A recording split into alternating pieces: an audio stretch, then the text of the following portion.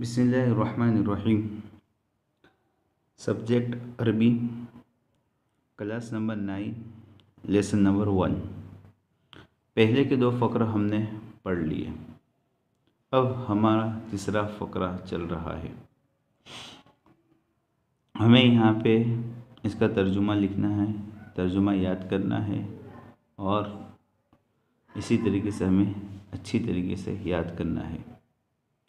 یہاں پہ دیا ہے سألت صدیقی محمدًا بعد فراغ الطعام۔ میں نے میرے دوست محمد سے کھانے سے فارغ ہونے کے بعد میں نے میرے دوست محمد سے پوچھا۔ کھانے سے فارغ ہونے کے بعد میں نے میرے دوست محمد سے پوچھا، کیف وجدت الطعام؟ کھانا کیسا تھا؟ کھانا کیسا تھا؟ قال، اس نے کہا، کان الطعام لذیذا وشہیا۔ کان الطعام لذیذا وشہیا۔ اس نے کہا کھانا بہت ہی مزیدار اور دل کو پسند آنے والا تھا۔ کھانا بہت ہی مزیدار اور دل کو پسند آنے والا تھا۔ ثم قاموا وغسلوا ایدیہم۔ پھر وہ لوگ کھڑے ہوئے اور انہوں نے اپنے ہاتھ دھویا۔ ومسحوها بالمنشفۃ۔ اور انہوں نے اپنے ہاتھ توال سے پوچھا، اور انہوں نے اپنے ہاتھوں کو تولیے سے پوچھا۔ وجلسوا الی اخی یتحدثون۔ اور وہ لوگ میرے بھائی کے ساتھ بات چیت کرنے کے لیے بیٹھے، اور وہ لوگ میرے بھائی کے ساتھ بات چیت کرنے کے لیے بیٹھے۔ قال لی اخی۔ میرے بھائی نے مجھ سے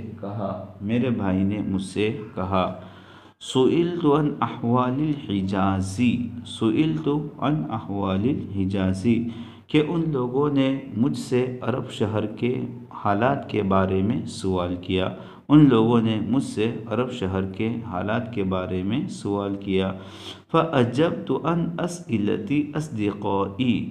تو میں نے میرے دوستوں کو ان کے سوالوں کا جواب دیا۔ میں نے میرے دوستوں کو ان کے سوالوں کا جواب دیا۔ فاشتاقوا الی الحج۔ تو ان کو بھی حج پڑھنے کا شوق ہو گیا۔ اس طرح سے ہمیں ترجمہ یاد کرنا ہے۔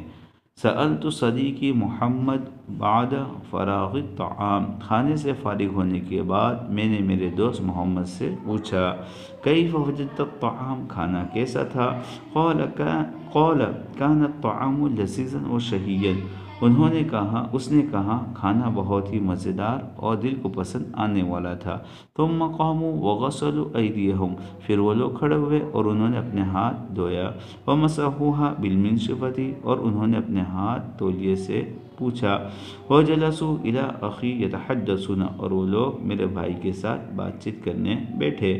قال لی اخی۔ تو میرے بھائی نے مجھ سے کہا، سئلت عن احوال الحجاز۔ انہوں نے مجھ سے عرب شہر کے حالات کے بارے میں سوال کیا۔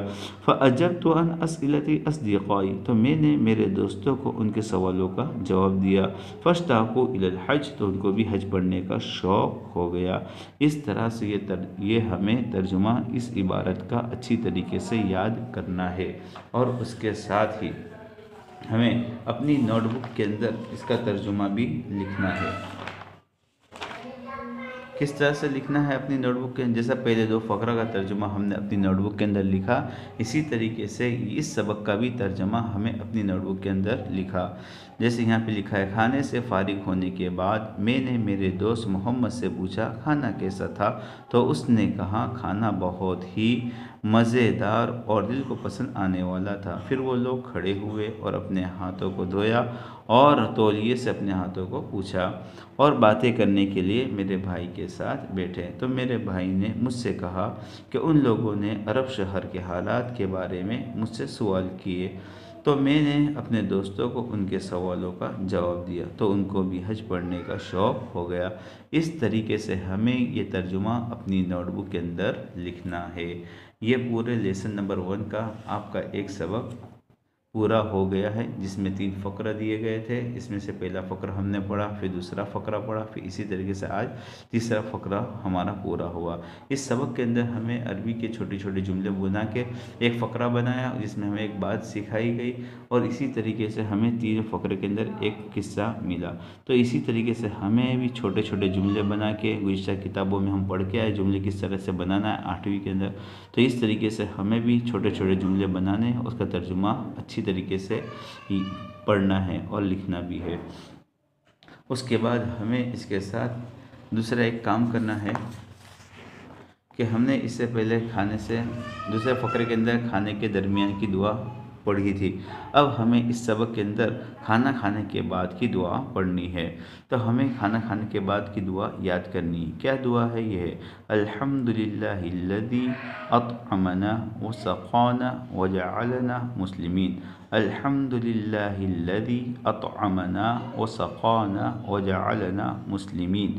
یہ چھوٹی سی دعا ہے، اس کو ہمیں روزانہ کھانے کے بعد پڑھنا ہے۔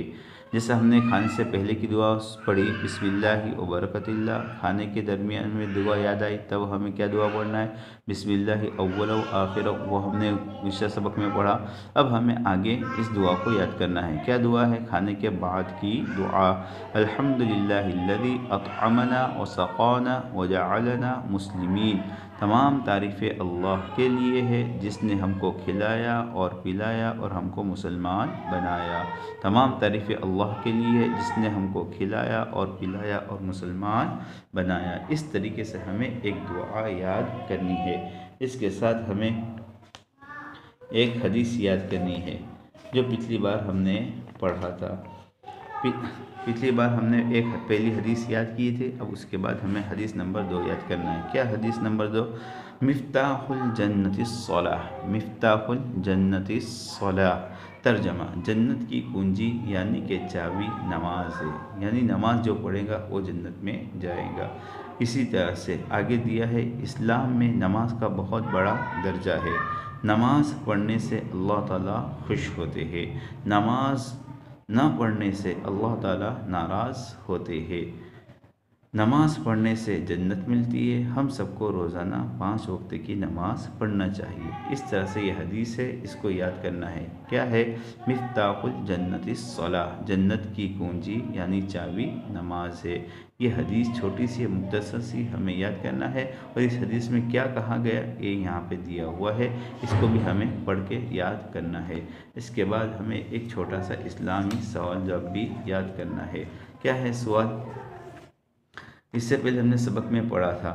اب آگے سوال نمبر 3 ہے کہ مسلمان اپنا سر کس کے سامنے جھکاتے ہیں؟ مسلمان اپنا سر کس کے سامنے جھکاتے ہیں؟ جواب دیں گے کہ مسلمان اپنا سر صرف ایک اللہ کے سامنے جھکاتے ہیں۔ مسلمان اپنا سر صرف ایک اللہ کے سامنے جھکاتے ہیں۔ ایک سوال جواب اسلامی اور ایک حدیث ہمیں یاد کرنی ہے، اور اسی طرح سے ایک دعا ہمیں یاد کرنی ہے، اسی کے ساتھ یہ سبق یاد کرنا، اور یہ سبق کا ہمیں ترجمہ یاد کرنا ہے۔ فقط والسلام۔